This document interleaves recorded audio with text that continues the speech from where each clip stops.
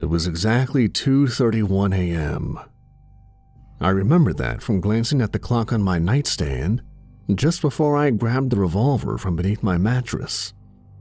My girlfriend, Ashlyn, was startled by some noises she'd been hearing from the kitchen, so she woke me up to check it out. "Cullen, there's something in the kitchen," I remember her whispering to me, like whatever it was would hear us. I let out a sigh and, not sure what to expect, I crept downstairs, my weapon ready. As I rounded the corner at the bottom of the stairs and glanced into the kitchen, I noticed nothing out of place. Ash must have heard the house settling, but I couldn't go back upstairs without being able to say that I had thoroughly checked it out. So, now fairly sure that it was all clear, I stepped into the kitchen. I wasn't on edge at all, so the gun was down at my hip. I mean, the house was old. It made weird noises all the time. I'd only grabbed the revolver to comfort Ash. She had just moved in with me and was just getting used to things, so I felt it natural that the sounds of the house would spook her. I looked around lazily, noticed nothing, and then headed for the stairs. As I was about halfway up, I heard something. It was the turning of the doorknob to the pantry and the kitchen. At this point, I was scared out of my mind. With the gun ready, I crept ever so carefully down the stairs, trying my very hardest not to make a single noise. When I reached the bottom, I peeked around the corner, and there he was. A man, about as tall as me, with a huge black bag, rummaging through the cabinets. I was struck. I stood dumb there for about 10 seconds before the man closed the cabinet he was in and headed for the den in the next room. I wasn't about to let him steal from me, yet at the same time, I was scared out of my mind. It's hard to recall the next few events properly, but I will try my best to remember. I slowly followed the man across the kitchen, walking ever so lightly. He then crouched down to go through a drawer in a large cabinet full of expensive medals and decorative plates.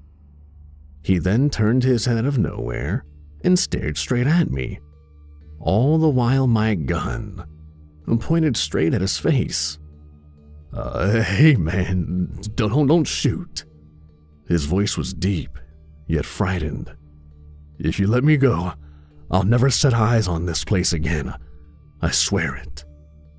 I had no idea what to think or say, so I stood there for about 5 seconds before replying with, "Just get the hell out of my house before I blow your brains out." I said it quietly so I wouldn't disturb Ashlyn, but I felt like she knew something was going on by how long I'd been down here. I'd probably just tell her I prepared a quick snack, I remember thinking. Yeah, that's how it went. I'm recalling all this now, because that was when she walked in, and I had no idea what in the hell she was doing, but she said nothing. She just fumbled in and grew a grim and petrified expression as soon as she saw what was going on. "All right, get on now. You'd better hurry off before I call the police, you son of a bitch," I remember saying. All right, just let me pass." He stood upright, sat the bag on the floor, and then slowly began walking past me towards the door. After that moment, I remember nothing but waking up on the ground. This is where things get messed up. I still don't know if this was just a nightmare or if this was all for real, but what I do know is that I remember it vividly. I woke up naked on the ground. Black grass, black dirt, everything was black. It was also deep into the night, and so the mixture of all the black just made it difficult to get a good look at things. When looking up, I remember seeing a black sky with no stars at all. I was in a state of panic. I got up and looked around frantically. Ash! But it was no use. I couldn't be heard. I shed a tear and then noticed a path of black gravel. I followed it with my eyes and noticed a flickering flame in the distance. I immediately got on the trail and ran. It must have taken about 10 minutes, but after an intense while of running and walking, I reached a massive black staircase leading down with 2 torches on either side of the entryway. It looked absolutely terrifying. I peered down and saw nothing. It was a massive black abyss, but I knew I needed to go down, for there was nowhere else to go. With much effort, I took my first steps down the black, stone staircase. Everything here took forever, because I swear it must have taken 5 hours for me to reach the bottom. I was exhausted, and I could swear that it was getting hotter with each step. When I finally reached the bottom, I noticed a figure, naked of course, standing with a large spear. Before I even approached him, he spoke. "You are needed all the way down the hall. Keep going straight until you get there." That was when I noticed what had just spoken to me. It was shaped like a man, muscular and tall, but his skin was pitch black. I'd never seen a human with such black skin before. But the most terrifying part of the man was his face. No nose, but instead his entire face was taken up by one long, vertical mouth with razor-sharp black teeth. No eyes, no nose, not even any ears, just mouth. It was the most terrifying thing I'd ever seen. I cowered as I quickly bolted past him and began walking as fast as I could down the hall, but I was in no house. I looked up. No ceiling, no sky, just a black abyss. I looked around and saw black stairs leading off of the main hallway on both sides, which was about 10 feet wide and I have no idea how long. And torches sat on the top of each set of railing for the stairs, which was the only thing keeping the place lit. Different staircases were all up and down that hall. As I kept walking, my mind was numb with fear. I had no idea where I was or why the hell I wasn't in my house. It must be a lucid dream. Yeah, just a dream, I remember telling myself over and over. After a while, I noticed that there was a man further up the hall. I could faintly hear him crying, and if I recall properly, it wasn't just an average shedding of tears. The man was bawling his eyes out. But he kept limping forward. Yeah, he was limping. Though he was so far ahead, I noticed he dragged one leg behind him like it was broken. After a bit more walking, I saw the man begin to go up a small flight of stairs that had just appeared ahead of him. I figured that was where the creature by the entrance told me to go. Wanting to know what was going on, I sped up my pace, and by the time he had hobbled up to the top, I was close enough to see and hear what was going on. There were 2 more of those spear-wielding creatures standing on either side of a tree. But it wasn't just an average tree. It had pitch-black bark and long, jagged branches. The tree was covered in something, but I couldn't tell what just yet. By the time I got to the bottom of the stairs, I could hear intense crying, and probably the most menacing and shrill voice I'd ever heard. It brought an intense chill to my spine, which was how I came to the realization that this was probably no dream. This was very likely happening to me. I couldn't handle this. I was confused and totally unsure of where the hell I was, and I remember breaking down right there. Over my sobs, I remember hearing the man begin to scream. And it was the most blood-curdling scream I'd ever heard. At this, I began to climb the stairs quickly, wanting to see the fate of the man so I could prepare myself for my own. When I reached the top of the stairs, what I saw scared me more than anything so far. I remember it vividly. The man was standing in front of a giant tree, in between 2 spear-wielding creatures which were standing next to 2 large torches. But now I could see what was covering the tree. Human bodies.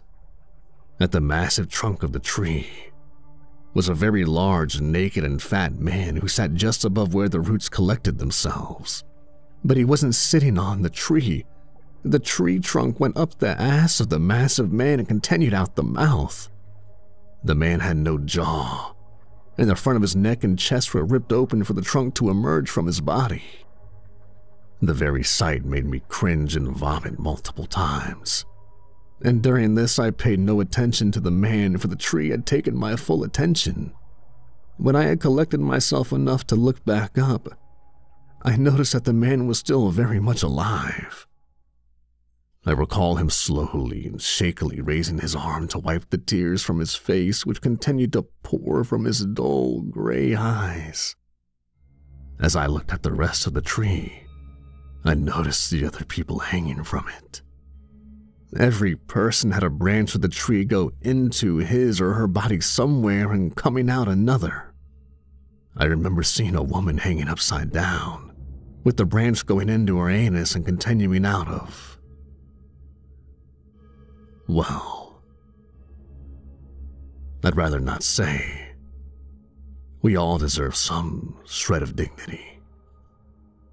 This seemed like something that would kill a person, but she was still very much alive. I could tell by her quivering, like the man at the trunk, her eyes had lost all color as well. I remember that after a while of observing the others on the tree, I looked back to the man. The tree then spoke. It would seem the only suitable punishment for one such as yourself would be to reside here with me.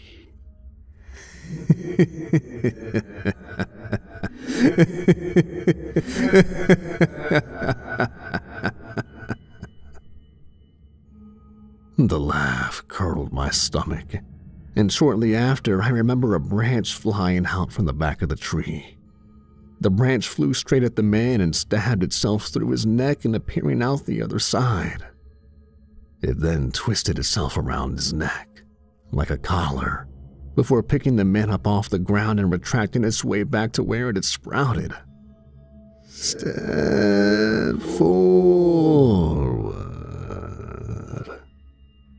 hissed the tree. I had no idea where it was speaking from until I looked straight up and saw a figure, or two, dangling from a branch right in front of where I stood at about 10 feet from the ground. There was a man and a woman, both white and naked, with their foreheads met together to form one, and on it was a mouth like the ones on the creatures, but this one was horizontal.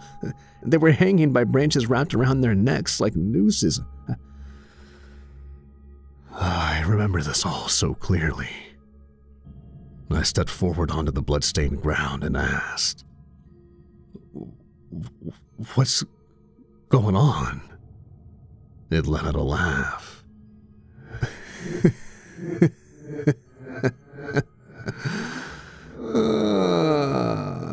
Haven't you heard of the afterlife, human? I know your kind has been ranting about it back on Earth. Now, I had never been religious, and still I'm not. But then I had realized that those Christians had been right about something, and I'm guessing that was the hell they spoke of. "Yeah?" was my reply. "Oh, well, then you know exactly what's going on here." His voice was terrifying. How I ever managed to speak to it is well beyond me. "I know well about what you do, Mr. Hipskind." It knew my name, and the way it said it still gives me chills. Yes, you've been double-crossing honest people for years. Doesn't seem very honest to me, does it? Wouldn't Didn't you say you've stolen great amounts of money from people or been greedy in the past? Well, now you'll have to pay it back.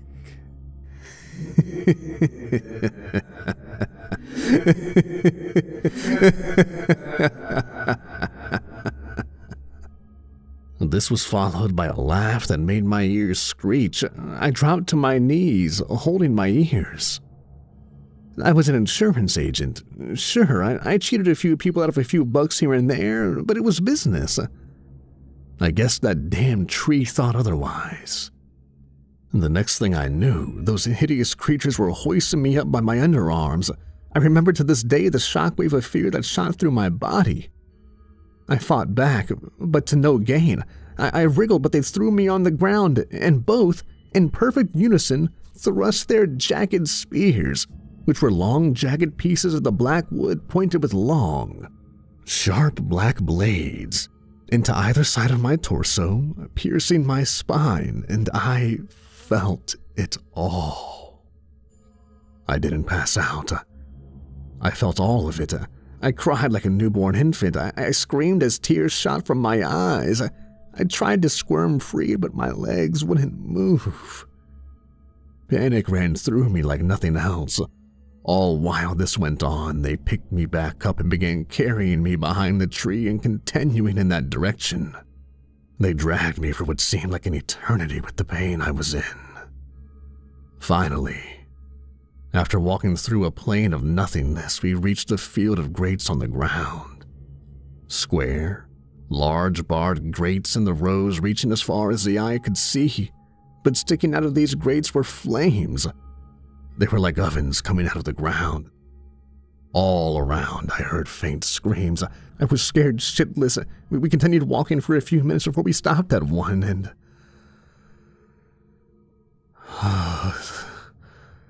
the one holding my left arm let go of me and pulled at the grate, opening it.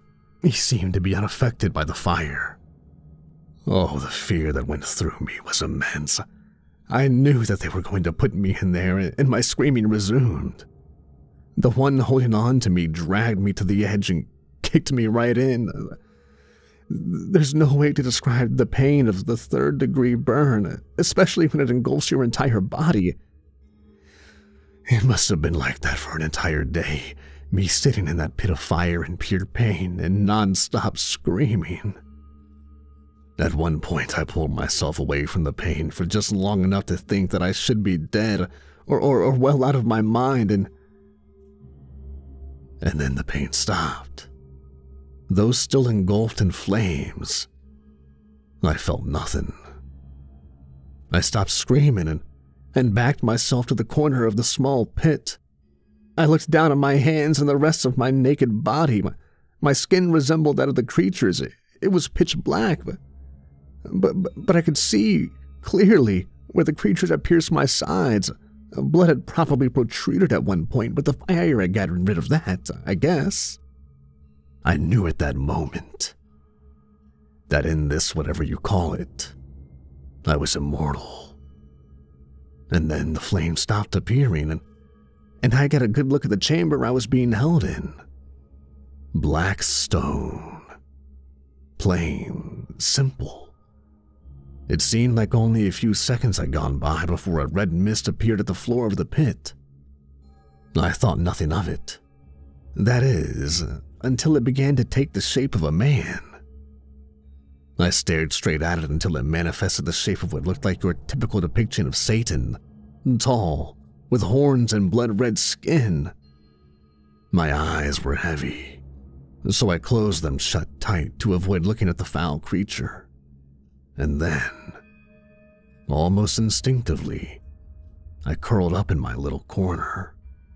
It spoke no words as it unfolded my body and attached my wrist chains that I suppose stuck out of the wall. I had no idea they were even there. I had never looked. After it was done, I squinted to see what it was doing. It just faded away, just as easily as it appeared. And the moment it was fully gone, the flames came back, and the pain continued. How I'm not mad, I have no idea. For how long this went on, I haven't an idea either. All I can say is that it felt like days, weeks even. It seemed like an eternity. I felt no hunger, I felt no thirst. Only pain. And it was indescribable. At one point somewhere in there, I thought away from the pain. About Ashlyn. About the girl I'd left back at home. I thought very hard as to distract myself from the pain. I remember seeing the ceiling of my den and the top of the entryway to the kitchen. Where I had been standing, only I was sprawled on the floor staring up. I couldn't move, I couldn't stare, and I couldn't even move my eyes. And then I faded back to the cell of fire. Days passed. I kept thinking and seeing the same thing, and I could only hold the thought for about 5 seconds. But one of those times, I concentrated hard, and what I saw was at a different angle than before. And I recognized 2 figures, Ashlyn and the burglar. Only the burglar now had my revolver, and he held my dear Ash by the throat against the wall of the kitchen with the gun to her temple. I thought harder and harder, and the pain in the background faded. My feeling began to return. My eyes began to move about the kitchen, and I sat up. I looked over and immediately shot up off the ground and awkwardly tumbled onto the burglar, for I hadn't walked or moved at all in weeks. My hands grabbed at the gun and he fired a shot, but not before I knocked it up, pointing over Ashlyn's head. The bullet flew and nailed the refrigerator. He turned his head and looked right at me, then bashed my nose with his elbow, causing blood to spray all over my chin and mouth. I was knocked back and fell over onto the ground, for I was still very wobbly and not used to walking. The man turned to me and pointed my gun straight down at my face, then cocked it. But as he did so, Ashlyn grabbed at the gun and tried to pull it from his grasp. They both tugged at it for a bit before I realized that I had my legs back. I looked down at the man's legs and flung mine at his, knocking him right on his ass and sending the gun dropping right next to my head. I think we all know what I did. But for the sake of sick entertainment, I'll describe. I picked up the gun quickly, aimed it right at his forehead, and as he was sitting up and reaching out to grab it from me, I blasted him right between the eyes. I saw it like it was in slow motion. The bullet pierced the skull with a sharp and quick crack and formed what resembled a sinkhole in the man's forehead. It then pulled the eyes, the top of the nose, and the beginning of his hairline down too, before it flew out of the back of his head and at the cabinets beneath my sink, taking his upper face and brain with it. It was a bloody, gory mess. That was 2 months ago. Ash later told me that the man had grabbed the barrel of the gun and forced it into my face, knocking me unconscious. I told her about my experience and how it seemed like weeks, when in reality, it was only a few seconds. I feel like I know what happened at this point. I died for a brief moment, and in the afterlife, a moment can last a month. But I jolted back to life with my efforts while dead. I can never be sure, though. I quit my job and I've been in therapy since it happened. I still can't even walk right because I'm so used to being paralyzed and chained to a wall. I'm telling this now to get my story out, because Ash told me it's quite interesting and people might like to hear it. Perhaps it'll serve as a warning to those at what lies on the other side. But it kills me knowing that I'd gone to hell and almost let my Ashlyn come with me.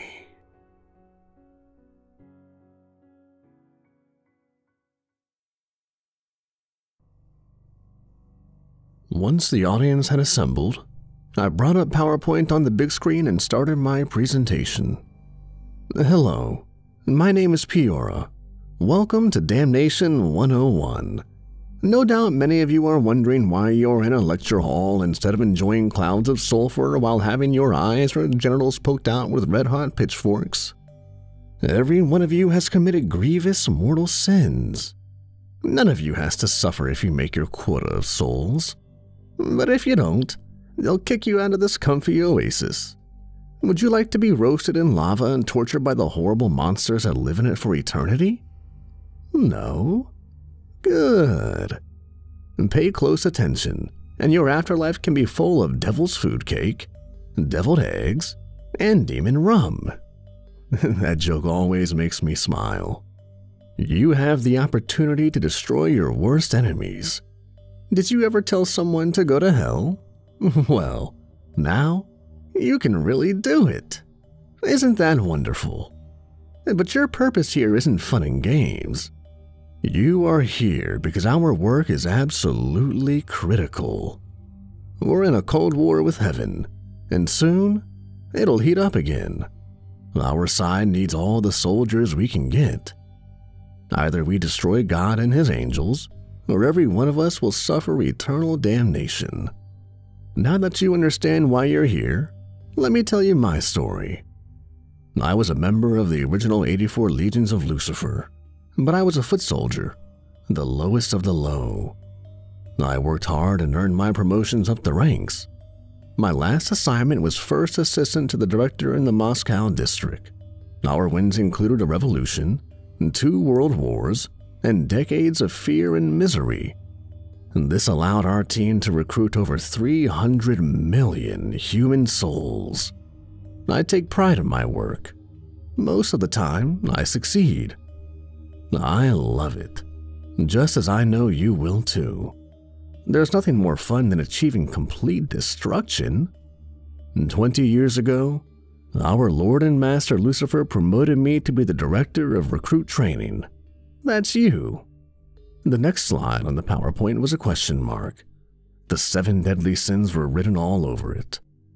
Many of you learned in your pre-infernal existence of the 7 deadly sins: lust, gluttony, greed, sloth, wrath, envy, and pride.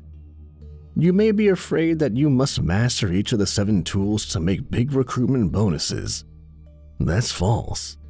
Everything follows.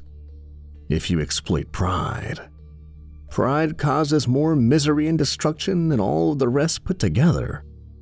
A student raised his hand. I answered their question.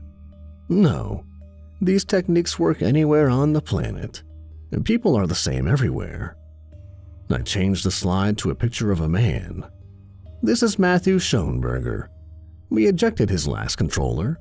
Does anyone want to watch what happens after an ejection? It'd spoil your lunch. I cherish the memories of his screams and pleas. My predecessor said that it was impossible to recruit Matt. He had money, prestige, power, knowledge, and unlimited sexual access. Let me show you how I proved him wrong. Lights, please. I played a video of a departmental meeting. This happened a week after I took the case. Matt was absolutely livid. He kept the plastic smile, but inside he wanted to kill the chief of staff. A patient had complained to the hospital about the number of tests Matt ran when they were screaming in pain. It turned out they had the flu, but Matt thought it was a gallbladder attack. Instead of Matt taking it as a lesson, I whispered to him justifications for his action. He had to be careful and that he couldn't risk a malpractice suit. I told him what an utterly incompetent manager she was. How dare she deride him in front of everyone? She couldn't understand his feelings. Matt had 7 months dry. My job was to chip away at the team effort that kept him clean and sober. That morning, I made sure Matt remembered that warm glow and the promise that the solution to his problems was in a Wild Turkey 101 bottle. I am the first one who pushed Matt to anger. At first, I barely changed the chief of staff's remarks. As he justified himself, I twisted them more. I turned an illustration directed to the entire team into a deliberate insult. Then, as he worked the rest of the day, I carefully gave Matt thoughts. She's a lesbian. She hates men. It's not your fault. She wants to get rid of you because you're a man. She's jealous of how good you are. You'll show them. But the point I drove home the hardest was, you're tired. You want to go watch TV and go to bed. Construction slowed the freeway on Matt's commute home. I whispered in his ear to make them move by honking. You can see him tailgating the semi, pounding the horn and cursing. Did he change the behavior of the truck ahead of him? Of course not. The driver was a psychedelic relic with 500 watts of audio rocking the cab. He didn't know Matt was there, and he wouldn't have cared.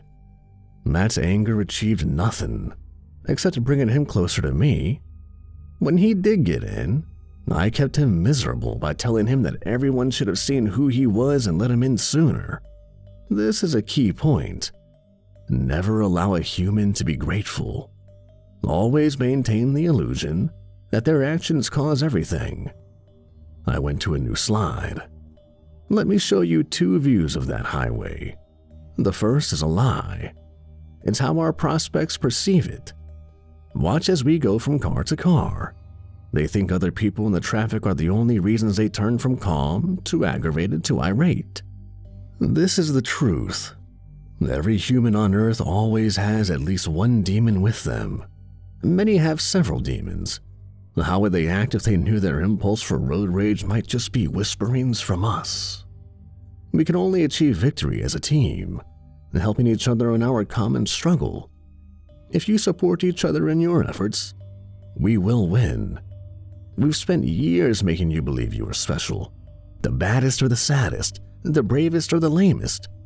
We call this terminal uniqueness.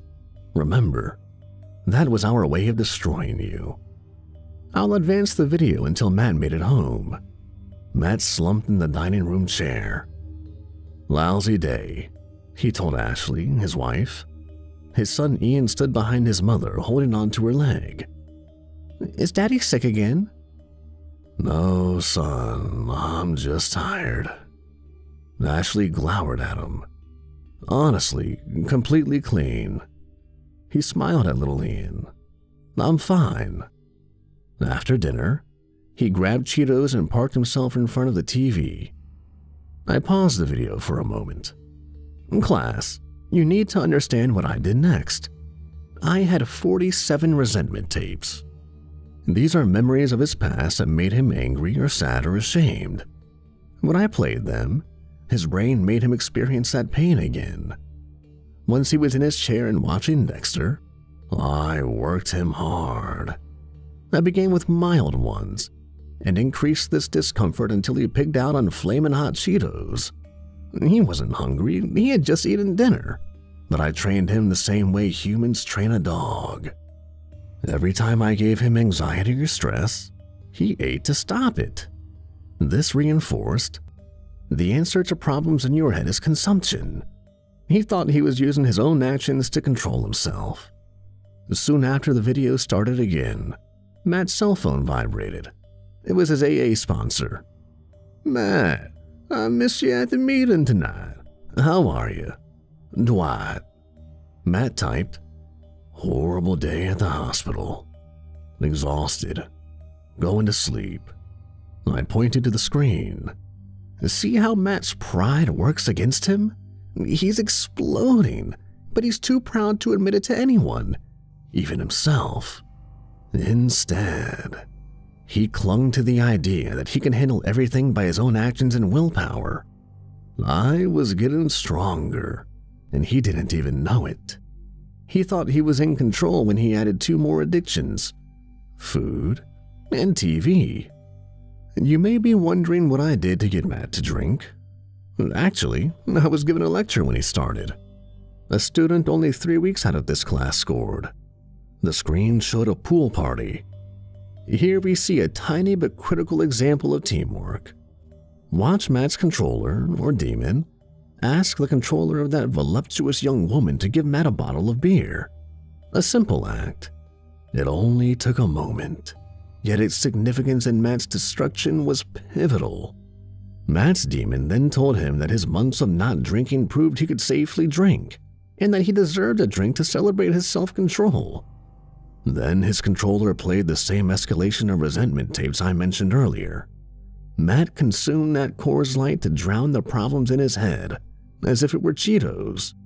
Remember, all addictions are only a symptom of the problem. Misery and pride. Our job is to convince him he can keep his ego and stop being miserable. The big screen showed Matt at home popping pills. Since alcohol didn't get him to hell soon enough, I had to up my game. Humans say our Lord and Master Lucifer is the father of lies. Well, that in itself is a lie. I'm not saying I won't tell the prospect whoppers to reach them, but the truth is often far more damaging. I fed Matt diagnostic information about his patients. A few facts and a lot of flattery made him believe he was Dr. Gregory House. Once he thought he was a miracle worker, I whispered a few falsehoods, so he diagnosed his hangover headaches and pains as serious illness. As bizarre as it may seem, his ego will do anything to defend his using. Before long, Matt and another doctor were swapping prescriptions for Ritalin, Oxycontin, Xanax, benzos, and a host of other destructive medications. He became even more anxious and depressed. He also began suffering nightmares. Naturally, he took more drugs to treat the symptoms of his drugs. I put up a slide that read, self-delusion. Matt's overinflated ego told him he is in control. We helped him to keep that illusion. We sold him something to cure the problems in his head and the ones created by his pride. Humans do more than just pills to support their delusions. They lie, threaten, beg, kill, make deals and butter up with kindness so that they can get other people to do whatever they want. Eventually, their power over others and themselves will fail. With Matt, it took a year. By then, Ashley had found his drugs hidden in the garage, got a restraining order against him, and filed for divorce. I stood smiling. 4 months later, we achieved total victory. After a 3-day methamphetamine and PCP-fueled binge with a $10 beauty queen he met at Walmart, I convinced Matt that he needed to spend quality time with his son. So, he picked Ian up and drove off with him. Since the court had given his wife sole custody, and there was a restraining order against him, according to the law, Matt kidnapped him. But the story only gets better. I never had so much fun. Here Matt is driving Ian and me away. I told Matt that he needed to go faster. Go faster, go faster, and go faster he did. Watch that family walking in the crosswalk as Matt ran the red light, doing 73 in a 40. I have to give a shout out to thank the great teamwork by the former controllers of mother and father. They delayed everyone long enough for Matt to score a perfect hit. Oh, wee baby grease spots as Matt ran over the kids. The Suburban's impact crushed Dad's chest in and smashed his skull against the road. But the best part was Mama. The accident rammed her head through the windshield of Matt's Suburban. It kept getting better from there. Matt fled the scene with Mom on the hood. A TV station helicopter broadcast this view live. That's her flapping away in the breeze as we flew at over 110 miles an hour. Observe how her neck snapped and her decapitated body crumpled onto the freeway. What they didn't show the home audience was the fun we had with her head bouncing around inside the vehicle. The screen shows the police roadblocks. The local flatfoots tried to spoil the entertainment with spike strips across the highway, but I wasn't going to let them stop the party so quickly. There, Matt punched one officer and bit a second. They hammered on him with their nightsticks, but it was so high he didn't even notice. They had to taser him 3 times. At that point, Matt was facing everything from 5 counts of vehicular manslaughter to extreme aggravated DUI with a minor in the vehicle. And now, Here we see Matt waking up in jail, bruised, battered, and with no idea how he got there. He knew it wasn't good. This is Matt handcuffed to the table in an interrogation room. They're showing him the photo radar pictures of his suburban hit in that family. Look at the expression on his face. Shock, disbelief, and self-loathing. But it only gets better when he watches the TV footage and the video of the arrest. We have yet one act in Matt's drama. I beamed with pride as I advanced the scene 5 days. It showed Matt hanging himself using a rope made from his sheets. And before we break out into individual training modules, I had to show you how we achieved total victory last night. And not only that, but we have wonderful prospects with Ian and Ashley. Ian now has major PTSD, while Ashley is depressed, resentful, and bitter. We should be seeing both of them here real soon. I love making recruits. This is my work and glory, to bring about the destruction and eternal damnation of man.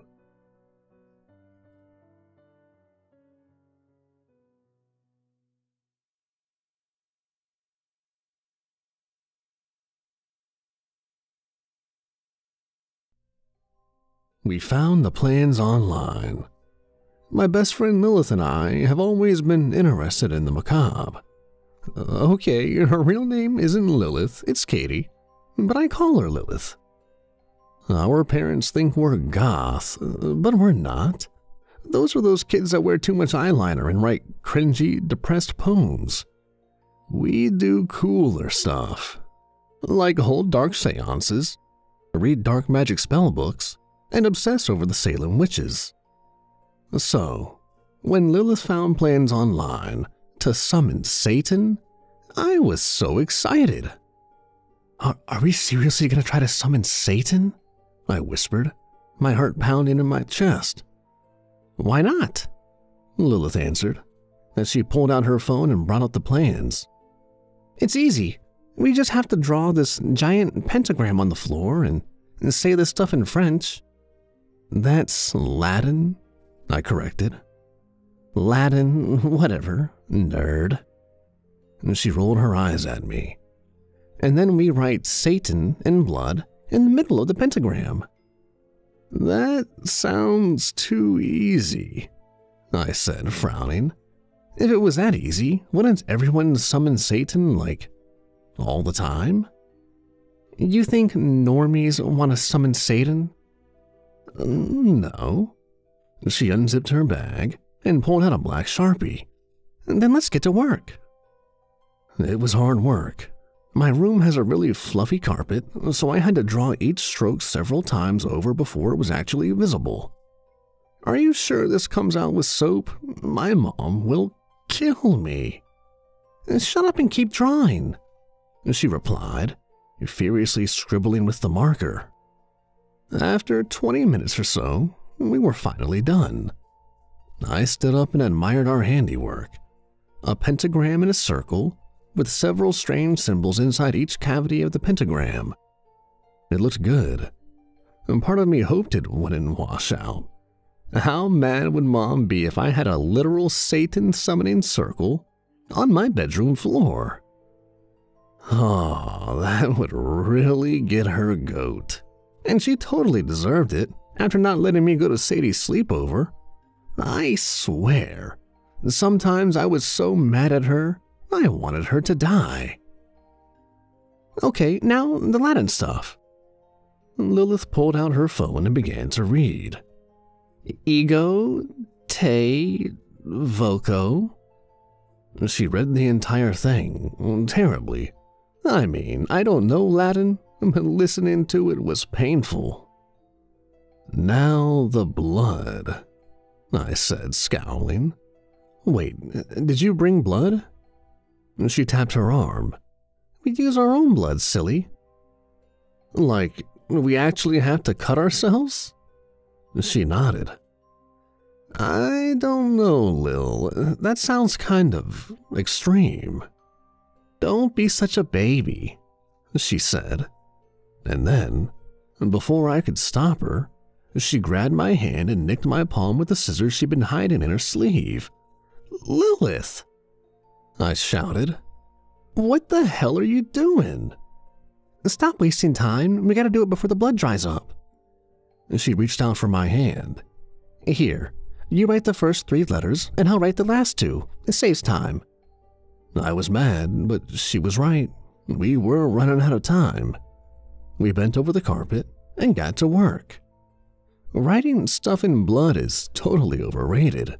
They make it sound like this cool soul-binding thing, but it actually sucks. My hand was stinging, and writing just that first letter, S, was enough that I needed a break. Why didn't we use Lilith's blood? I thought as I closed my eyes, breathing hard, and trying not to focus on the pain. Then I sucked in a breath and got back to work, sticking my finger against my palm and writing the T. Breathless, we both got up and stepped away from the circle. And that's when we saw it. "You idiot," Lilith said. "You forgot the A." She was right. The letters in blood read Stan. "Oh no, I'll fix it." I looked at the wound on my hand, but it had stopped bleeding. "It's dried up. Get the scissors and cut your hand." "I'm not cutting my hand."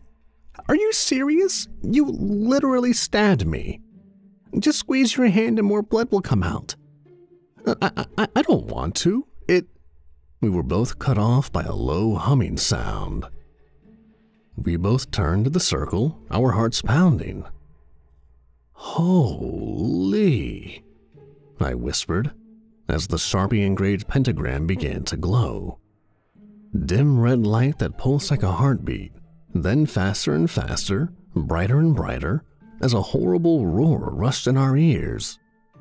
We both stared, mouths agape. There wasn't a demon in the center of the circle, not a leather-skinned, fiery-eyed, red-horned creature from the depths of hell. No, there was just a guy. An average-looking white guy, maybe in his 20s or early 30s. He was wearing a gray shirt and khaki-colored cargo pants. There was stubble on his jaw and his hair was kind of messy. "Ah, you called me?" he asked. Lilith and I stared at each other. I made an unintelligible stuttering noise. "I'm Stan," he said. Then he let out a yawn that exposed his yellowed, crooked teeth. You need help or something?" How did you get in here?" I finally asked, composing myself. "You summoned me." Lilith interjected. "We were trying to summon Satan." "Ah, common mistake. That pesky little extra A, huh?" I backed away, still staring in horror at this man who had just popped out of thin air. I wanted to believe that this guy had somehow broken in, and maybe climbed in through a window while I wasn't looking. But the truth is, I was looking, and I saw him just appear, right there in the middle of the circle. Oh, Lilith and I never should have gotten involved in this stuff. I felt like I was going to throw up. It was fun to talk about demons and dark magic and Salem witches, when, deep down, I didn't actually believe any of it. But now, I just saw a man pop out of thin air, just like that. Maybe I should call my parents, I stuttered to Lilith. "You'll be grounded forever?" That was true. I would be grounded forever. Maybe we could just get rid of him somehow. "Hey, my mom has some really expensive jewelry in her room. Why don't you just take that and leave?" "Aw, I don't really need the money," he replied in his nasally voice. "But thanks anyway." "Well, you can't stay here." "I like your room," he said, ignoring my comment. "Is that a Black Sabbath CD? Your parents let you listen to that? What are you, like 14? I mean, it's cool to have permissive parents. I guess I should have guessed that since they let you draw a pentagram on the floor and all. They're not permissive. You're just good at hiding stuff then, yeah? He stepped out of the pentagram and started towards my desk and picked out the Black Sabbath CD, then pulled out a drawer and rummaged through some of the contents. These are awesome, he said, holding up one of my milky pens. Love these things. You probably got them because they draw on black paper, right? So you can have like, what, a whole goth journal? Lilith and I stared at him, speechless. We're not goth, Lilith finally whispered. Yeah, emo or something though, right? You gotta be something to try and summon Satan. Lilith turned to me as he bent over the other desk drawer. We've got to get him out of here. He's probably dangerous, and if your parents see him... I nodded. Slowly, I took a step towards him, standing as straight as I possibly could. Listen, I'm sorry, Stan, but you have to leave. My dad has a rifle and he'll shoot you as soon as he gets back. Lilith jabbed me in the ribs. Don't tell him we're home alone, she whispered through gritted teeth. And my older brother is napping in the basement. He's gonna come up and beat the crap out of you, so you better go. Stan finally stopped rummaging in the drawer. Slowly, he turned around, straightened up before me, then his mouth stretched into a grin that showed off his yellow teeth.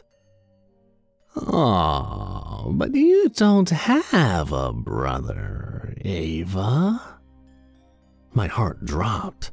I looked at Lilith, she looked back at me, and then, as if communicating by telepathy, we both raced for the door at the same time. Surprisingly, he didn't follow us as we raced down the stairs. Panting, I grabbed Lilith's hand and dragged her towards the kitchen, towards the sliding glass door. We could run right to the Thompsons on the other side, tell them someone had broken in. I skidded to a stop. The refrigerator door hung open, and underneath the crack, I spotted his dirty white sneakers. Going so soon? Stan asked, as he swung the door closed. Hey, do you have anything good to eat around here? Maybe those little, puffed cheese things with the cheetah on the bag? We backed away. Hey, listen now. You two are the ones who summoned me. You're not gonna just kick me out, are you? Will you go if I give you Cheetos? I asked in a small voice. He shrugged. Maybe. Why? You have any? I ducked into the pantry, grabbed the orange bag, and blindly threw it at him. Here, now get out. No, now wait a second, he said, plopping down on a chair, propping his feet up on the kitchen table. He opened the bag with a loud pop. If you were summoning Satan, you were clearly trying to make a deal with him, right? He threw some Cheetos in his mouth and crunched on them loudly. I want that same deal. We were just summoning Satan for fun. Yeah, right. So what was the deal gonna be? What did you want? Lilith and I glanced at each other. For a long moment, there was silence, Stan staring expectantly at both of us, her and I glancing nervously at each other.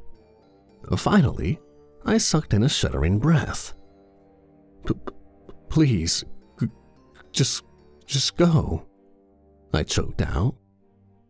Alrighty then. He held up his cheese-covered hands in surrender. You know, I was just trying to be polite. Offer my services. Make sure you get something out of that whole summoning business. But I'll go. Plain and simple. And with that, he got up and walked out of the kitchen, A second later, I heard the door swing open and slammed shut. Lilith and I stared at each other in silence. We only moved when the shrill ring of the telephone jolted through the silence. I glanced over. No one ever called the home phone anymore. We only kept it around for my dad's long business calls, really. But it was 9 o'clock. Too late for that. I stepped towards the phone, confused, and slowly picked it up. "Hello?" I asked in a soft voice. "Ava?" The voice on the other end of the line was shaken, but I recognized it immediately. It was my sister, Sam. "Sam? I'm so sorry," she said. "But they just told me it's Mom and Dad." She sucked in a breath. "They got in a terrible accident on Route 40. Dad's being airlifted to the hospital. But Mom. My heart sunk. "She's dead, Ava." The phone fell from my hands and clattered on the floor. But all I could picture in my head was Stan, with his yellowed grin and steel gray eyes, smugly smiling at providing his services.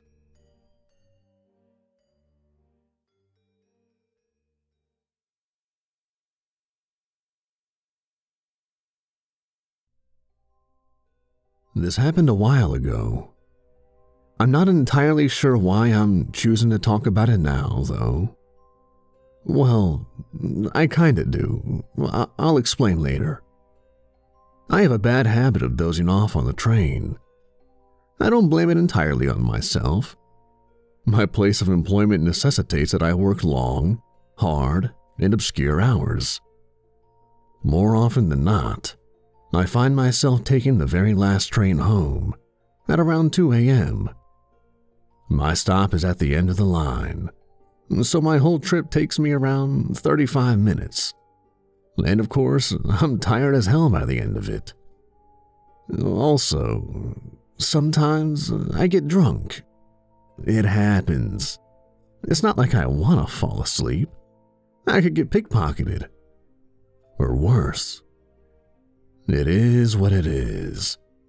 Nobody's perfect, but it usually isn't a problem. Like I said, my stop's at the end of the line, so the driver would always wake me up when he came by to do his inspection of the cars. This has become such a routine that I know each and every one of the nighttime drivers by face. There's only 3, though, not much of a feat. One of them is a quiet, gruff-looking gentleman in his mid-50s. One was even older, a South Asian man, appearing to be in his 60s at least. The last guy was younger, possibly mid-20s. This guy always had extremely messy hair. This roster of drivers had remained the same for the past 3 to 4 years. All super nice guys, mind you. I had no reason to complain. I knew these people and I was comfortable with them. I expected to see them. So you could imagine my shock when I woke up to see an unfamiliar face staring down at me one night. I'd been out drinking and was about 2 to 3 beers away from throwing up my insides. Safe to say, I was not in the most alert state. It was still a jarring sight nonetheless. This guy must have stared at me for 10 seconds straight without saying a word. His appearance certainly didn't help either. I'm not one to judge looks, but this guy was beyond freaky. Have you ever seen Lost Highway? Remember that phone call scene with the mystery man? Well, that's roughly what he resembled. A bit younger, though. His face was nearly ghost pale, and his eyes were wide and beady. His smile was unsettling at best and insanity-inducing at worst. On top of that, there was a hole in his neck. A hole. I could see straight through it. "You've reached the end of the line," he said. His voice was normal enough, but his tone sounded like the one a child would make when he knew about something that his friends didn't. Yeah, sorry. Guess I dozed off again. It took all the strength I had not to focus on his neck hole, especially if the other option I had was to look into his eyes. He stopped leering at me and stood straight. He must have been about 6'6", or 2 meters tall. Also, strangely muscular for his height. An intimidating presence, to say the least. He stood still for a moment, trapping me in place. I was expecting him to say something after all, but he didn't. Instead, he just took off. After taking a second to adjust to the weirdness, I got off and began walking to the doors. I'd never been more ready to go home at that point. But the door didn't open. I pressed the button, but nothing happened. What the hell? I muttered, concern starting to rise in my chest. It hadn't even been 15 seconds since the driver got off.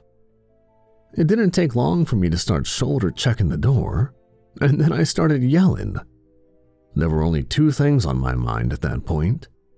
This door better open the hell up, and this train better not start moving. It was my lucky day, if you could say that. None of those things happened. "Hello, driver?" I yelled as the train departed. "What the hell? I'm still here."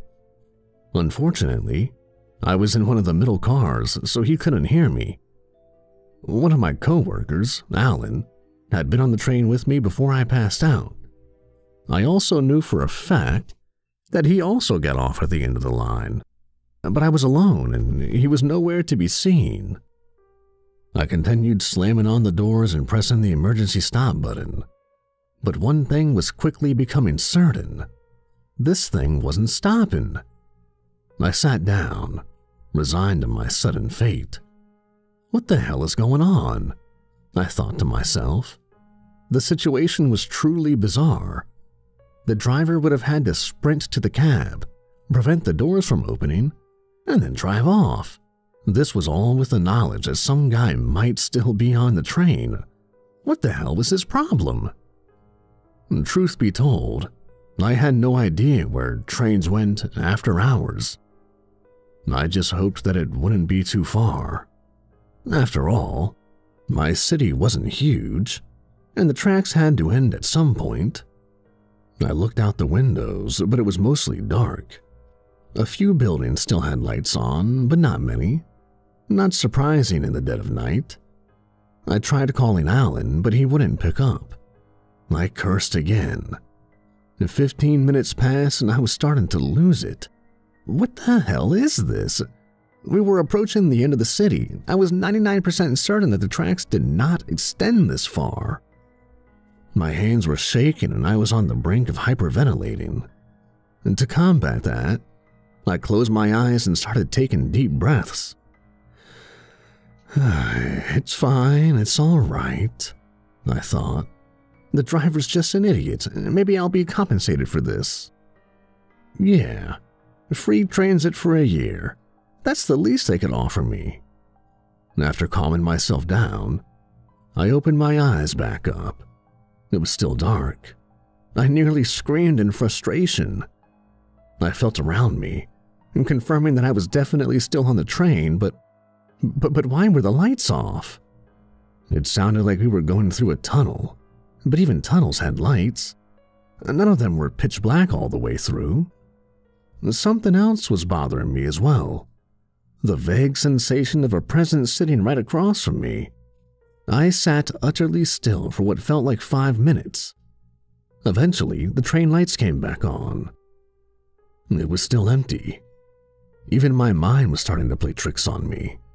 I looked out the windows, but it was still black. I took my phone out and dialed 911. It rang a few times before somebody finally picked up. Hello? Hello?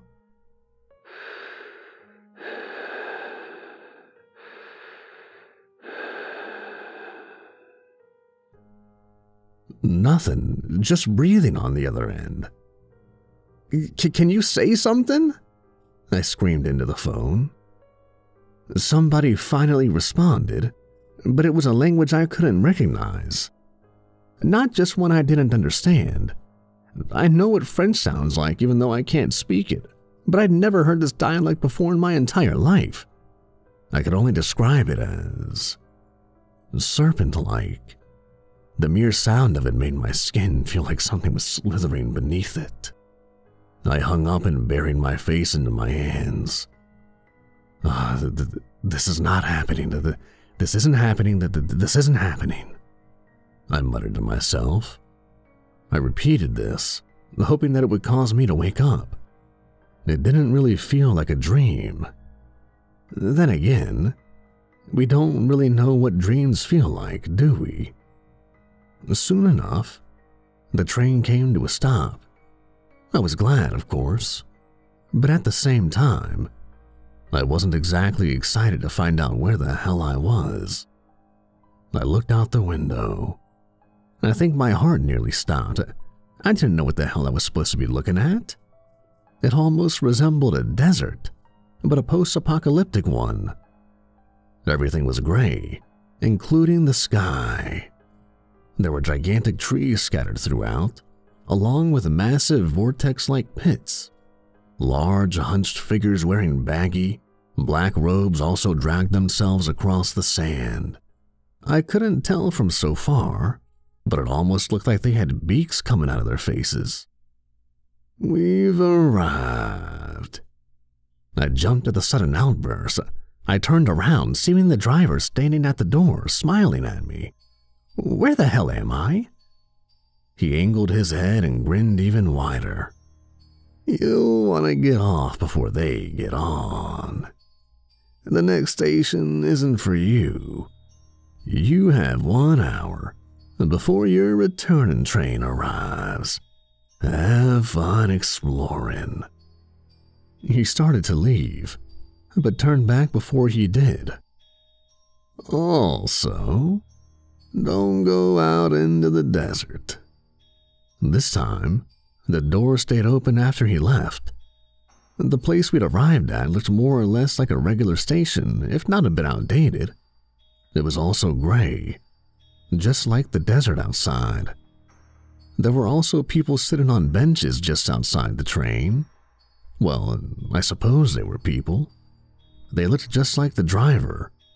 Pale, holes in throats, oddly tall and well-built. One of them suddenly got up and began approaching the train. I remembered what the driver had told me and immediately got off. From there, I ran the length of the train, finally spotting him in the driver's cab. I pounded on his window, managing to catch his attention.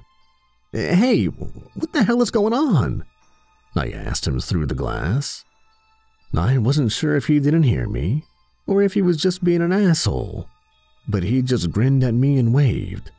And seconds later, he started driving, leaving me in that godforsaken place. At the very least, the station was now empty. I walked over and sat on one of the benches. I took my phone out and tried checking the time. I say tried, because everything on my screen was now in gibberish, presumably the language that I'd heard earlier. 1 hour. I just had to wait for 1 hour and then I'd be back. Or I'd wake up, hopefully the latter. But before it had even felt like 5 minutes, something wandered onto the platform. I didn't look over at it, but I was sure as hell that this thing was looking at me. From the corner of my eye, it appeared like one of those hunched figures that had been out in the desert. I saw it shift in place before it started squawking like some kind of crazy demon bird. I left almost immediately as it did. So much for my plan of sitting still. I saw a set of stairs going up and headed towards it. Once up, I found myself in what looked like a regular terminal, but just like the platform, it was a bit off. The architecture was hard to identify, and definitely unlike anything I'd ever seen before. It was almost retro and futurist at the same time. with large banners and monitors displaying strange symbols set up just about everywhere. It's like they hired a doomsday cult to design the place. It was populated by more of those neckhole people. Thankfully, they didn't seem to acknowledge me. I decided to walk around for a while, hoping that the hunch thing would be gone once I headed back down. Maybe a minute later, everybody stopped and directed death stares at me. Their expressions were so full of malice that I could feel my skin begin to crawl. I noticed that some of their eyes weren't directed at me, but at the space behind me. I slowly turned my head, seeing that the hunched creature had followed me up. I got a good look at it this time, and I'll probably never forget the sight of it. I was right. It had a beak, a large one. Its face nearly resembled some kind of alien human-bird hybrid. I stood still and began silently praying, not sure for what exactly. Almost in unison, the people opened their mouths to an unnervingly wide degree and began screaming. If this was a nightmare, this would have been the moment I woke up. But I didn't. The people began boxing me in, still screaming like banshees. I would take a step forward, and the crowd would move with me. The creature was also hot on my trail the entire time. Eventually, I just started running. I tried breaking through the crowd a few times, but I would just get pushed in another direction. After some time of this, I was pinballed out of the terminal entirely. These bastards had directed me into the desert, along with the hunched creature, and once I was out, they stopped screaming and shut the terminal door behind them. The creature began squawking again before lurching at me. I could do nothing but run as it chased me, and soon enough, every single creature in the vicinity was also on my ass. It was like some kind of nightmarish chain reaction. There were numerous times where I nearly ran into one of those swirling pits. There was definitely something dwelling inside them. I could hear it. The sickening, slithering sounds of something large within. There was no end in sight, and it was obvious that I couldn't run forever.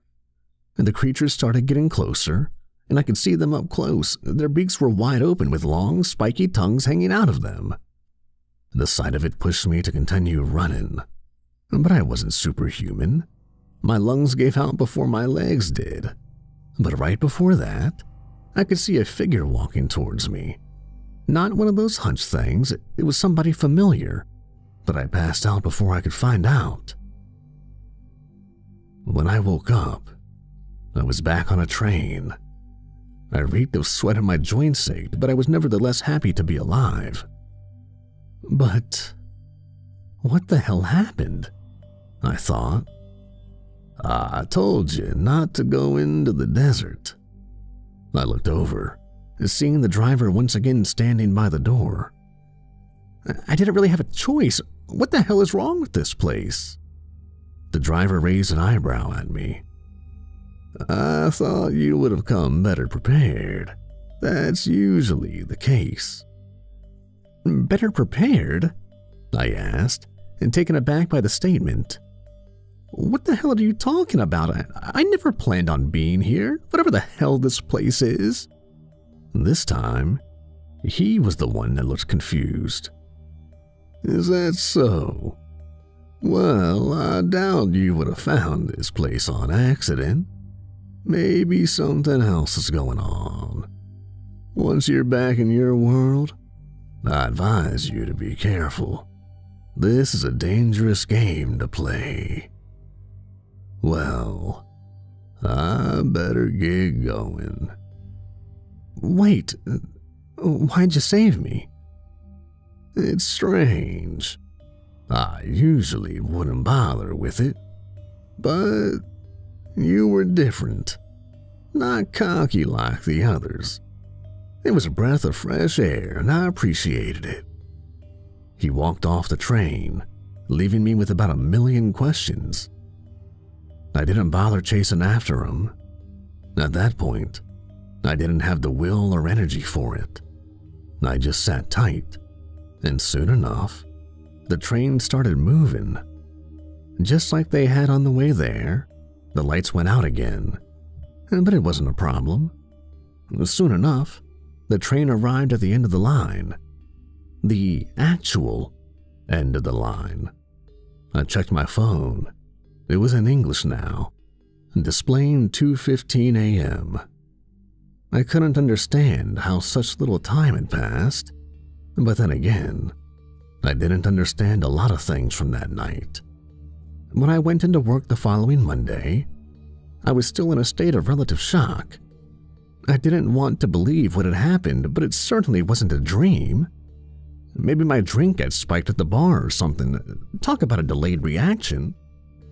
But deep down, I knew that any kind of reasoning I could conjure up was just a cope. It was an inexplicable event. I just had to accept that and never fall asleep on the train again.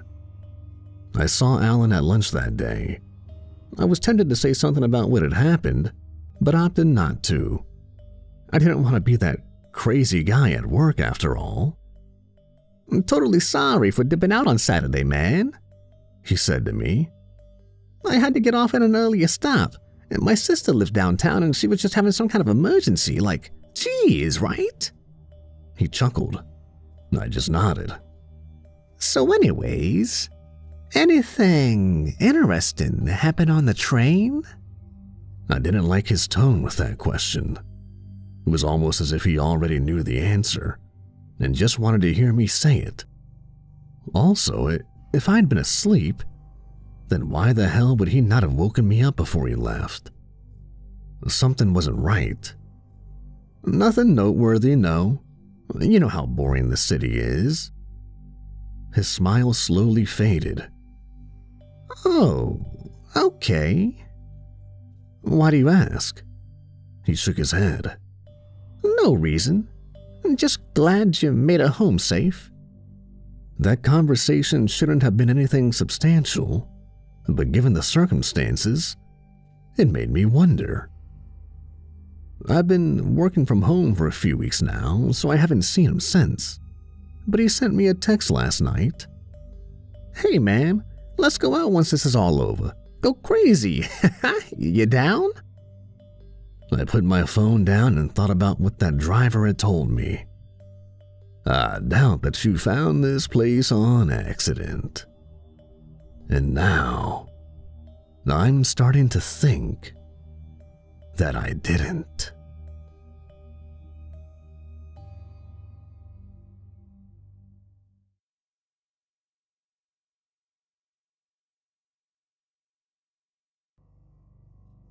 "Attention shoppers," came a male voice over the intercom.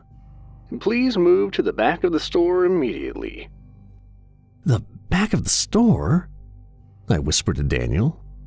"Don't they mean the front of the store to pay for our stuff?" It was 8:50 p.m., and 10 minutes until closing time. We'd brought our 2 kids out on this late-night Walmart excursion in the hopes of burning off some energy. Instead, they'd just thrown tantrums for new Legos and Hot Wheels. It was a disaster. But apparently, the disaster was just beginning. "Please move to the back of the store immediately," the voice repeated overhead. "This is not a drill." I glanced around, but the other shoppers were just as confused as I was. An old lady looked up at the ceiling, scrunching her face. "What the hell?" a dark-haired woman asked her boyfriend, pushing a cart full of garden supplies. "Didn't you hear?" an older man said, leaning over his cart of bottled water and canned food. "We're in a tornado watch. 1 touchdown in Sourville." A tornado? It was definitely storming outside. I'd seen the black clouds roll in from the east earlier, but it didn't look that bad. "Do not stay out in the open. I repeat, do not stay out in the open." There was a pause. Then, an explosion of sound as everyone began to mobilize. Carts rolling, panicked voices, feet slapping on the floor. No, this can't be happening. I hurried down the toy aisle, Tucker in my arms, Daniel and Jackson following me. 3 zigzaggy turns, and then we were in the electronics area. I glanced at the TVs on the wall and pictured the 4 of us and crushed underneath of them. "Stay away from windows and doors," the voice continued on the loudspeaker. "And do not attempt to exit the store." Is it safe here?" Daniel shook his head. "Big open areas aren't good. I'm gonna check in back and see if there's a break room or something. You stay here, okay?" I nodded. Arms shaking, I sat down on the ground between 2 shelves of video games, and Tucker sucked on a bottle in my arms while Jackson began to giggle. "Is the tornado gonna hit the store and everything will fly around real fast?" he asked with a big stupid grin on his face. "I don't know. A tornado, a real-life tornado like you see in the movies plowing through our town. It was so unfathomable. We were New York natives transplanted here to Indiana only 6 months ago. I'd never been in a tornado watch my entire life." Daniel jogged back into view. "Everything's locked up," he said as he joined me on the floor. "But listen, Fairview's a big town. The chances that it'll hit this Walmart, I think we'll be okay." "I never should have brought us here." "You didn't know. None of us did." He wrapped his arm around me. "They should have warned us, like an emergency alert on our phones, or a tornado siren, or something." The voice overhead rang out again through the store. "Do not stay out in the open. Do not make yourself visible. That includes security cameras.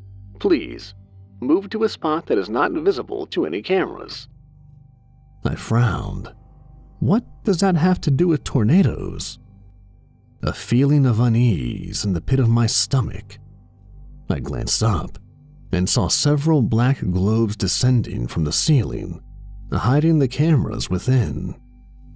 "I guess we should listen to them and get out of sight," I whispered. I grabbed Jackson's hand. Daniel picked up Tucker, and we jogged out into the center aisle. The store was an eerie sight. Abandoned shopping carts askew in the aisle, full of everything from pies to batteries to plants. And footsteps echoed around the store from people unseen as they found their new hiding places. We dodged a shopping cart full of soda, ran through kitchenwares, and then stopped in the Easter decoration aisle. There was a camera in the central corridor, but as long as we stayed in the middle of the aisle, we'd be invisible. The 4 of us crouched on the floor, next to some demented-looking Easter bunnies. "I'm hungry," Jackson whined. "Quiet. Mommy." I grabbed a bag of colorful chocolate eggs and ripped it open. "Here, candy. Happy?" I whispered, thrusting them into his hands. Then I leaned back against the metal shelves, panting. But I didn't have long to rest. A mechanical whine overhead, and then the voice came through the speakers again. "Keep away from Miles with food. If you have food with you, leave it and move to a new hiding place. If you have any open wounds, cover them with clothing." What the hell? That had nothing to do with keeping safe in a tornado. "We should make a run for it," Daniel whispered to me, starting to stand.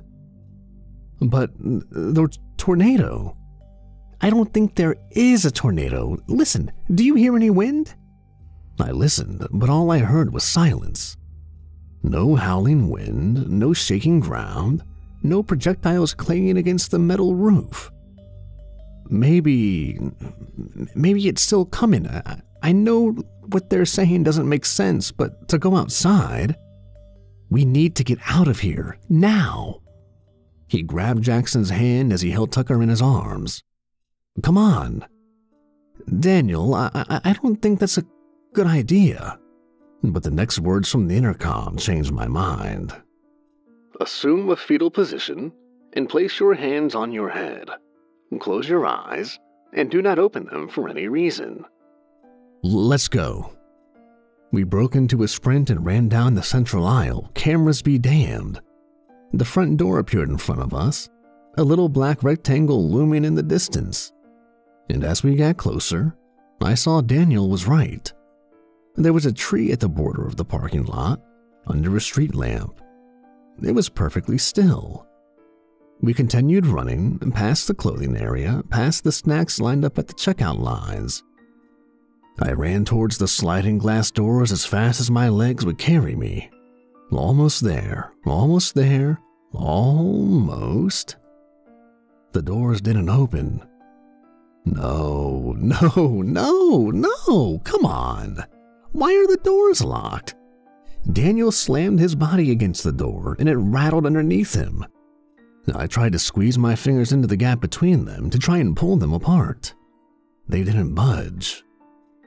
They locked us in, I whispered. I want to go home, Jackson said. And Tucker was beginning to make fuss too, making little noises like he was about to start full-on wailing. I turned around, and that's when I saw him. A Walmart employee. He was sitting on the ground at the end of one of those checkout aisles, facing away from us, wearing the familiar blue vest with a golden starburst. Hey, let us out. He didn't reply. Did you hear me? I don't care if there's a freaking tornado. Unlock the door and let us out. Again, he said nothing. But in the silence, I could hear something. A wet, smacking sound. I stared at the man, slightly hunched over, still facing away from me. Was he eating something? The speaker overhead crackled to life. Attention. Please do not talk to any Walmart employees. My blood ran cold. The smacking sound stopped, and then, slowly, the man began to stand. He placed his palms on the conveyor belt and pushed up, and I could see that they were stained with blood. I backed away, but my legs felt like they were moving through a vat of honey. Fingers locked around my arm and yanked. Come on, Daniel shouted. I sprinted after him deeper into the store, and Tucker stared at me over his shoulder, and Jackson ran as fast as his little feet would take him. I was vaguely aware of the slap, slap, slap sound behind me, but I didn't dare look back.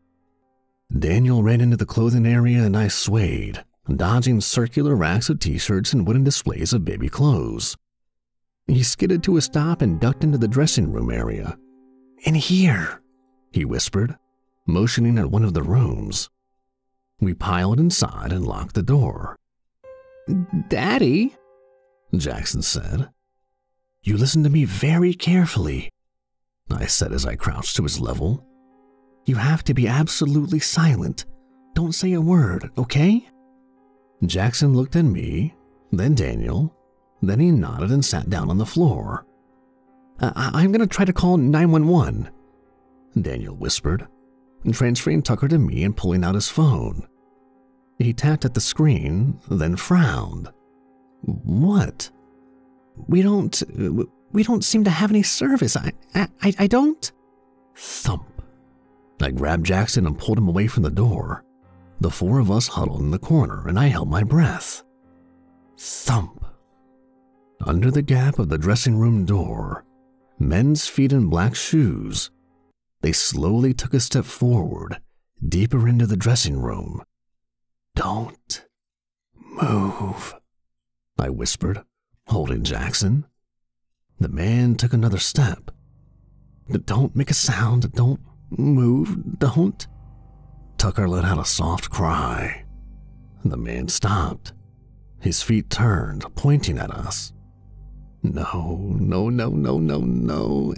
Tucker let out another cry, louder this time. My nails dug into Daniel's hand. No. A hand appeared. It slowly pressed against the floor, stained with blood, and then his knees appeared as he lowered himself down to the gap. No. Could he fit under? The gap wasn't small. It was like the stall door to a bathroom.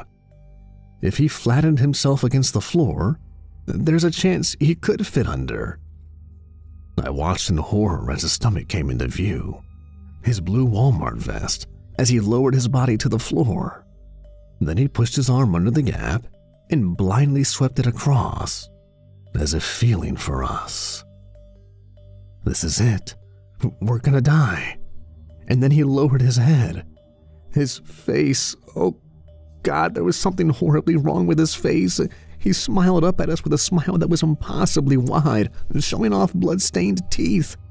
His skin was so pale it was nearly blue, and his eyes were milky white without pupils or irises. I opened my mouth to scream. "Attention, shoppers," the voice began overhead. No, what is it now? "Please make your way to the front of the store and make your final purchases. We will be closing in 10 minutes. What? And then, before I could react, something unseen jerked the man out of view. A strange dragging sound followed, as if someone was dragging his body out of the dressing room area. I stared at the door, shaken as Tucker's cries rang in my ears. But he didn't come back. And within 10 minutes, the usual hubbub of Walmart returned. Voices, footsteps, shopping cart wheels rolling along the floor. Shaking, I finally got up and unlocked the door. The store looked completely normal, and people were lined up at the cash registers placing their goods on the conveyor belts. Employees were scanning tags, printing receipts, and people walked towards the glass doors, and when they did, they slid open. As we slowly walked towards the exit, I spotted the older man who'd warned us about the tornado earlier. What was that? I asked, unable to keep my voice from shaking. He shrugged. I guess the tornado missed us. What a miracle, eh? Giving us a smile, he disappeared out the glass doors and into the night.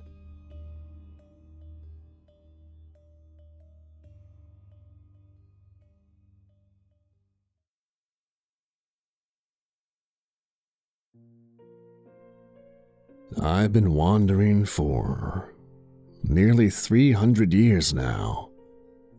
My blistered feet never seem to heal, and every time I stop walking, I'm sucked into the sand and slowly dissolved, before being spat back out to continue walking. There's only one correct path, marked in blood-red sand. It goes up a mountain, across a jagged bed of rocks, and we have to hang ourselves above a pool of water at the end. We pass out, feel the joy of drowning, then resurrect instantly at the starting point. Any attempts to deviate from the path doesn't work. It's like a magnet that will push us back to the road. And as punishment, we get sucked into the sand. Trust me, it hurts much less to walk. I walk as slowly as I can every day, but it only prolongs the torture to come. Every day, every hour, I walk. I wonder why I've never seen another soul here. How can I be the only one in hell?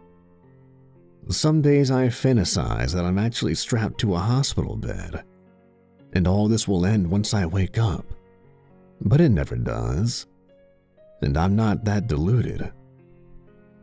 One day, I was given a chance. I was going up the same mountain I had to go across every day, and this time I saw a tall, dark-haired, rather handsome man. He snapped his fingers, and the red sand blended into the background. I stopped in front of him. "Hello, Martha," he smiled, his teeth gleaming beneath a pair of nightshade violet eyes. "Who are you?" I gasped, those white teeth increased as his lips pulled back in an even wider smile. "Take a guess, Martha." "You're the devil." Bingo! The man laughed, an unholy sound in this solemn mountain.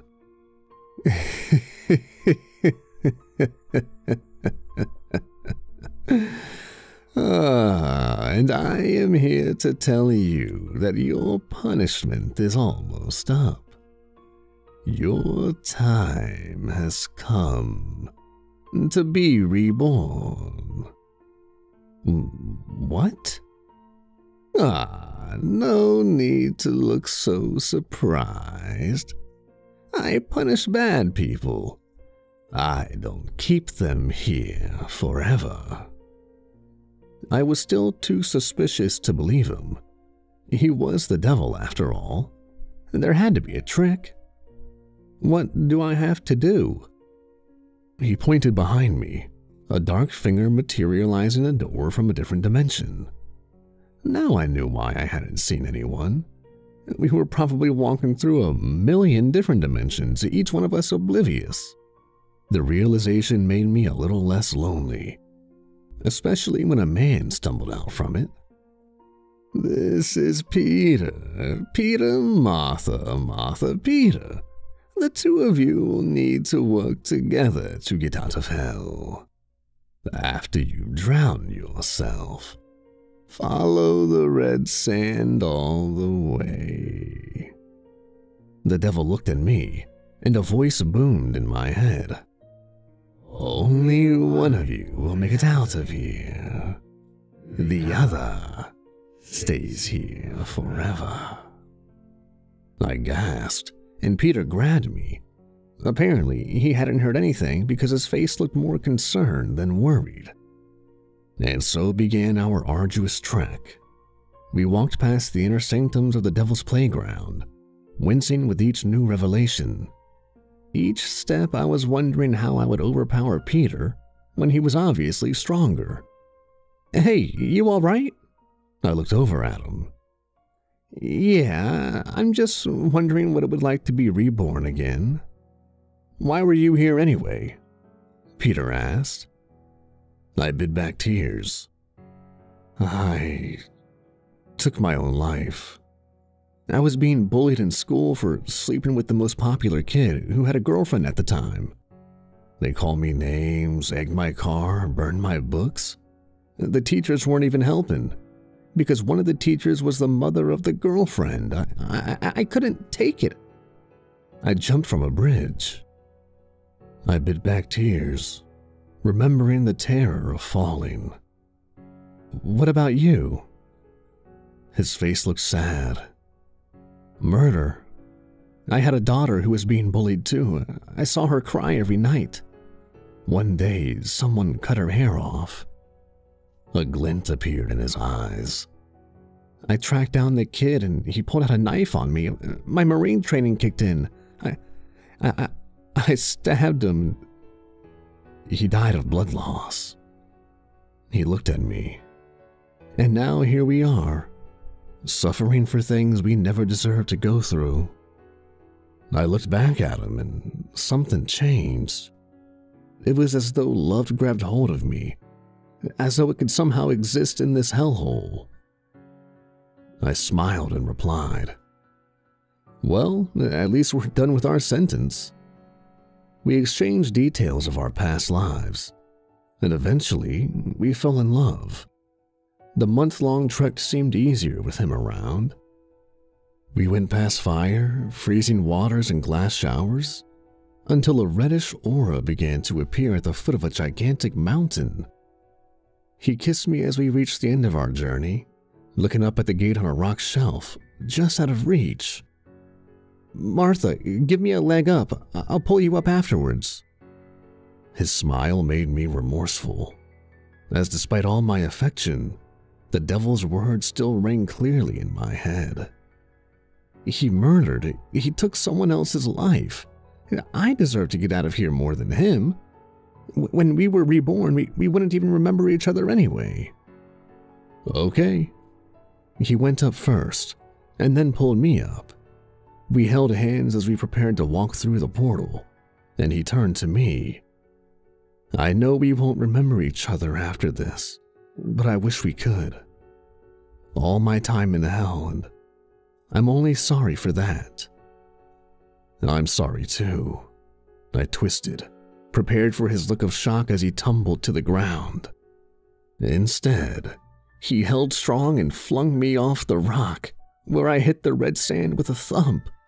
I began to sink, but instead of the standard dissolving and recovering, I only felt the pain. I couldn't even die and resurrect. It was the kind of pain that I envisioned only hell to harbor. Why? I screamed up at Peter. He looked at me and walked through the portal wordlessly. I was left to rot in an endless eternal loop of anguish and pain. Peter stepped out through the portal and sighed. The handsome devil was at the other end, kicking back on a chair. "How was it, Peter?" He shrugged and turned to face the wall, where the lady was still struggling in desperation, watching the gates close forever. I thought she was different. The devil laughed. "Different? People are all still the same, Peter. They don't know love for others. They only know how to look out for themselves. And given the right excuse, even eternal damnation can be justified. Look at her, prepared to sacrifice you, the one who made a hell bearable for her. You still think people can be saved?" Peter's face betrayed no emotion. "There's a reason this is called hell." The devil smirked, surveying his guest, unfolding his leathery wings and picking up a clipboard. "And that's why you don't get many visitors, Saint Peter."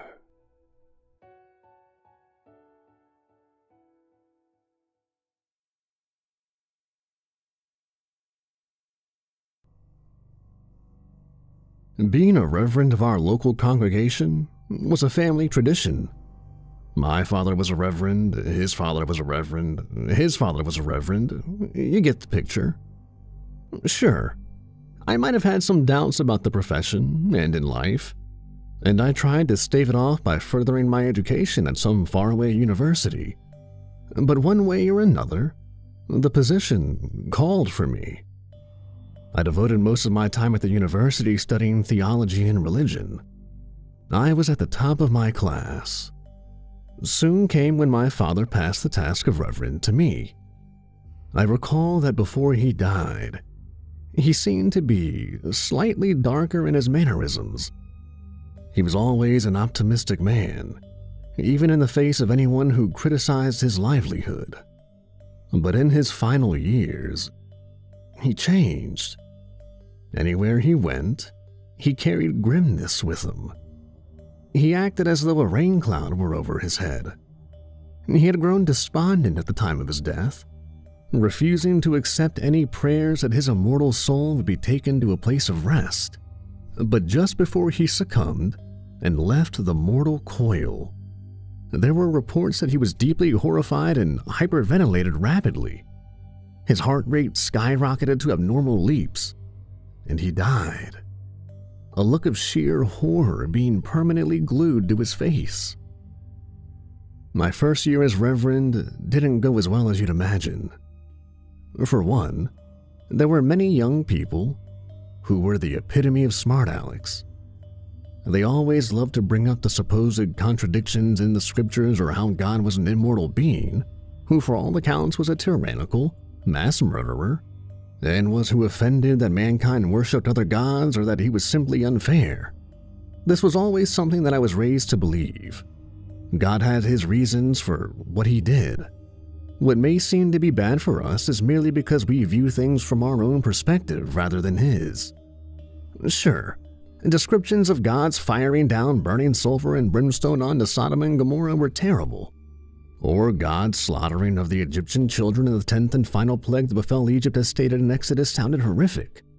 But ultimately, I was convinced that God saw it as being for the Israelites' good, or how whenever bad things happened in my life, I held on to my faith because they happened for a reason.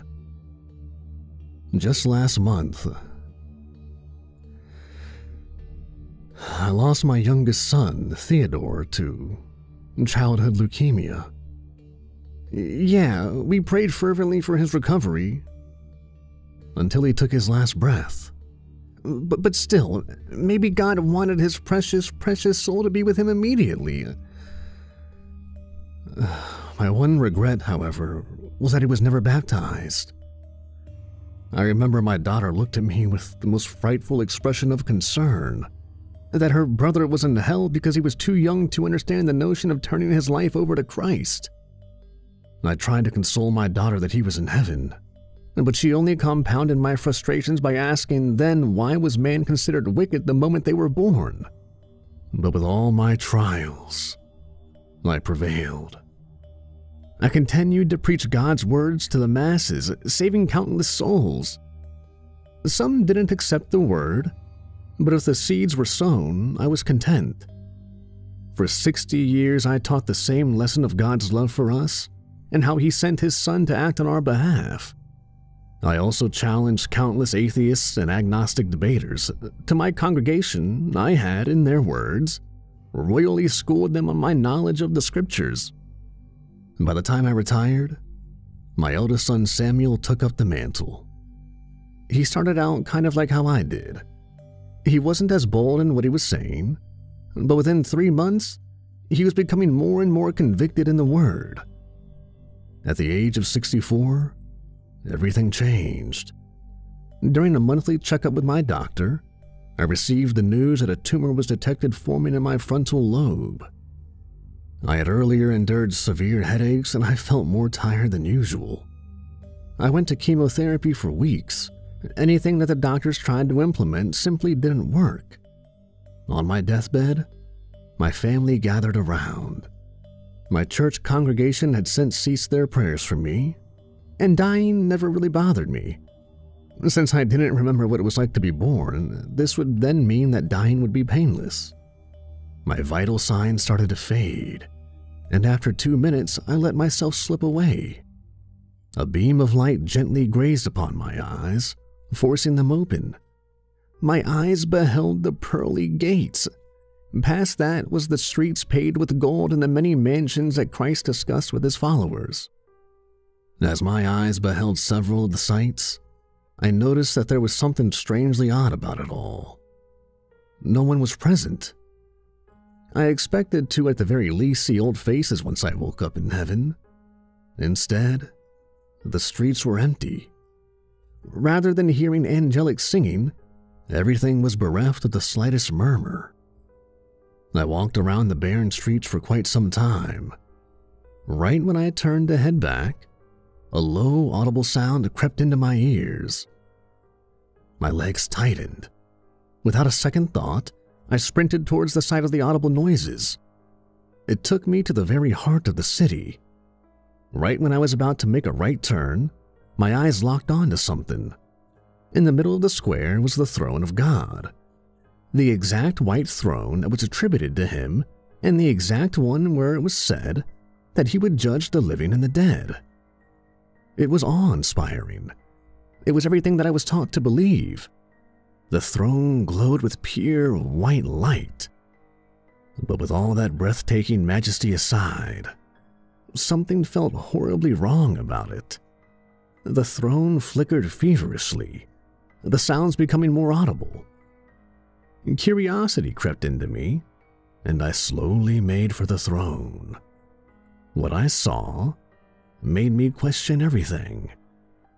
The throne itself throbbed as if it were a nightcrawler thrashing on a fishing hook. Upon closer inspection, I saw the faintest of humanoid attributes on the throne. The throne of God pulsated rapidly, the screaming nearly deafening me. Before my eyes, faces emerged from it. Each one bore the same look of terror. Their eyes were wide, almost as if they were observing something, but at a long distance.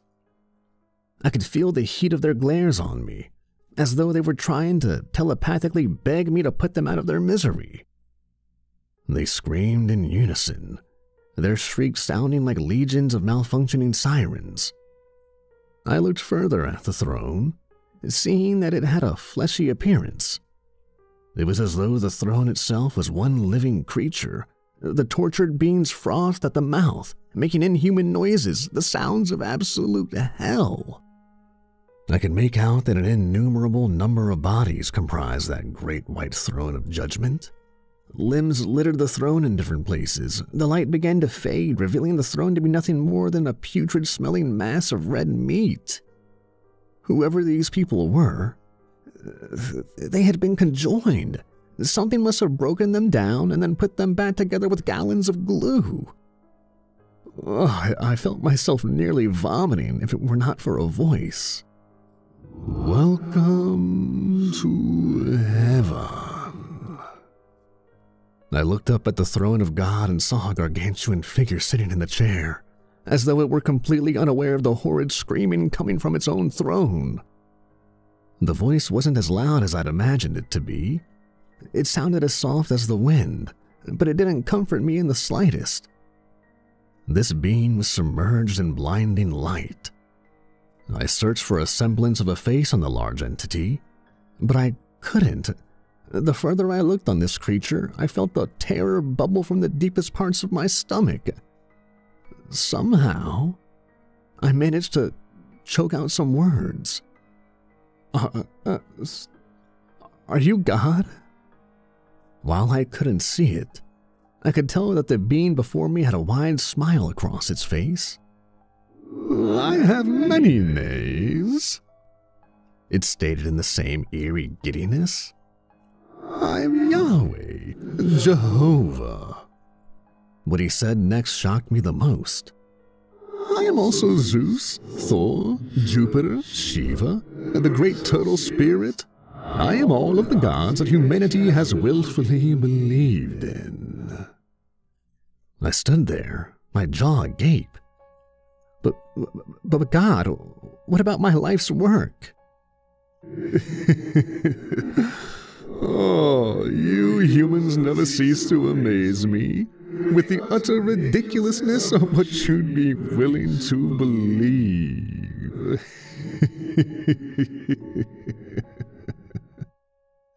God had a good chuckle over it, as if I had told him one of the funniest jokes in over 1,000 years. The joke being my former life. After laughing fervently, God paused to feel the texture of the throne. "Oh, it is a fine throne, isn't it?" God asked. My hopes of God somehow being ignorant of the deathly screeches of its throne died at that moment. This God was in ecstasy from hearing millions, maybe trillions, of souls being melded together as a large blob of disharmony.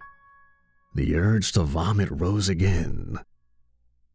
"Oh, do you know what this throne is made of?"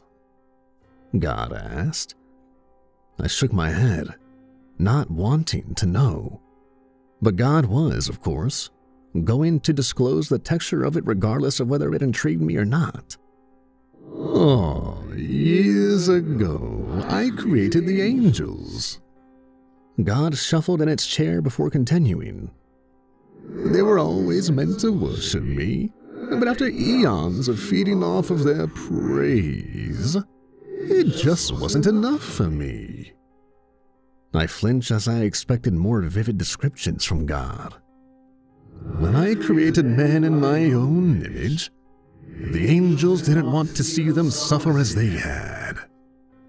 God sounded noticeably angered, its voice rising to emphasize it. "So, one leader rose up to rebel against me." "Satan?" I asked. God scoffed.